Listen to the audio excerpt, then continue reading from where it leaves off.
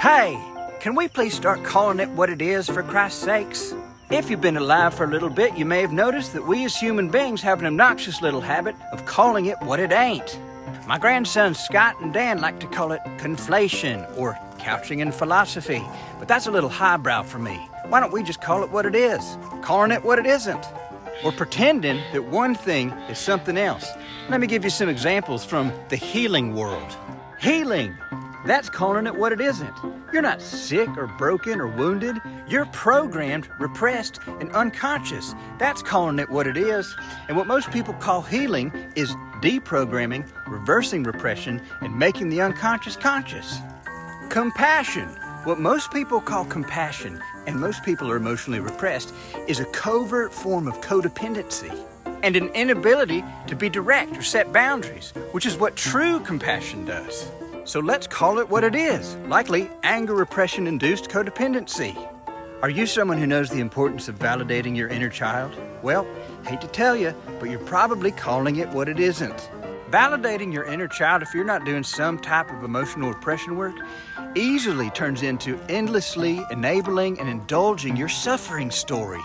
That's calling it what it is. If you got a split in your consciousness that says that there's a you and a little you inside of you, that's a story. And stories are one of the most effective ways to bury and repress emotions. Nervous system regulation, the way it's commonly called what it isn't, is about managing stress, trying to find a place of peace and calm via meditation, mindfulness, breath work, exercise. But if we're going to call that what that is, why don't we just say bypassing or emotional avoidance, likely anger? And we can't talk about anger bypasses without mentioning forgiveness. If you're trying to forgive somebody before processing the buried rage and hurt you're harboring in your body for them, let me call that what it is for you. Two things. One, pretense, and two, manipulation. That's a tactic. You're trying to get something from that person. But let's not forget or leave out the I don't have to forgive anybody if I don't want to unforgiveness landing either. That's not calling it what it is either. What it is, if you're not doing emotional repression work, is a commitment to emotional addiction and repression. It's an argument for suffering, albeit unconscious. And guess why people argue for their suffering and defend staying in emotional repression?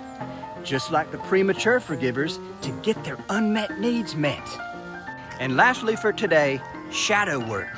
Understanding and integrating your darkness and your shadows. This one's almost calling it what it is, except for when people turn it into a cognitive or intellectual thing, but not quite. A real shadow warrior will eventually recognize that they can abandon the concepts of shadows and darkness so that they can call what they're dealing with what it really is, emotional repression. Buried repressed emotions create shadows and the need for shadow work, so why not just go straight to the source and cut it off at the pass? We don't need to get fancy. We don't need to conflate. We don't need to couch in philosophy. We don't need to call things what they aren't. We can just resolve emotional repression. And when we do that, we won't be interested in any of that shit. So if that sounds appealing, tap the link in the caption or bio.